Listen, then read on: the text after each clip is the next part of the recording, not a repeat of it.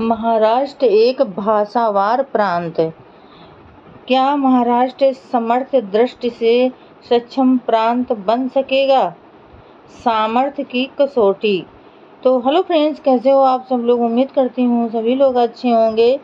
तो friends, number 13, Maharashtra प्रांत के निर्माण के विशिष्ट प्रश्न पर विचार करते समय इस बात की संतुष्टि कर लेना आवश्यक है कि यह प्रांत क्षमता की दृष्टि से समर्थ प्रांत होगा या नहीं। किसी भी प्रांत को सक्षम प्रांत घोषित करने से पहले उसे कुछ कसौटियों पर खरा उतरना पड़ता है।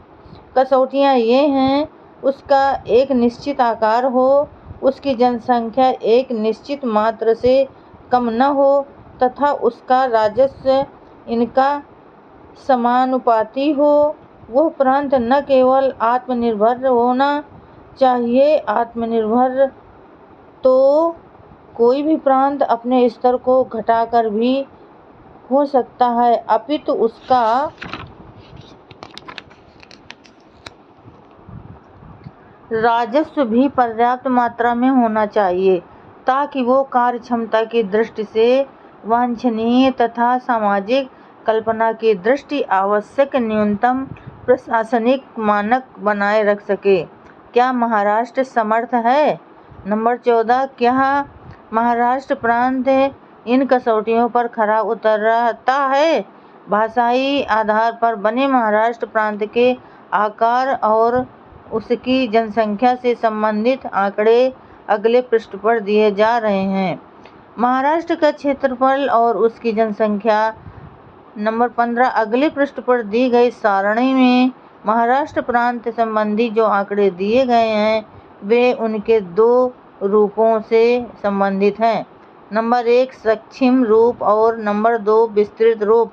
विस्तृत रूप से तात्पर्य यह है कि यदि सभी मराठी भाषी क्षेत्रों को मिलाकर एक प्रांत बना दिया जाए तब तो महाराष्ट्र का कुल क्षेत्रफल 1,33,466 वर्ग मील हो जाएगा और तब उसकी कुल जनसंख्या होगी 2,15,85,700। संक्षिप्त रूप से तात्पर्य यह है कि एक क्षण के लिए मान लो अन्य राज्यों के मराठी भाषियों की जनसंख्या और उनके क्षेत्रफल को छोड़ दिया जाए, तब भी प्रस्तावित महाराष्ट्र प्रांत का क्षेत्रफल 84,151 वर्ग मील होगा और उसकी जनसंख्या 1,54,33,400 होगी।